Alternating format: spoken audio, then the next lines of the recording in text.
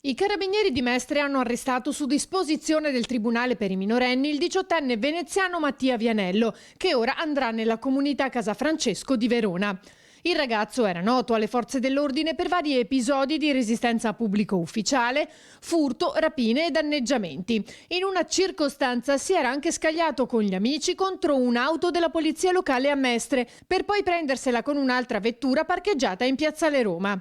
In passato ha fatto parte della famosa baby gang che dal 2019 ha imperversato tra Venezia e Mestre. La nuova misura cautelare fa seguito alle indagini dei carabinieri che hanno raccolto numerose segnalazioni e denunce negli anni, a partire dal 2018, e ricollegato il giovane a decine di furti, specie di biciclette e motorini.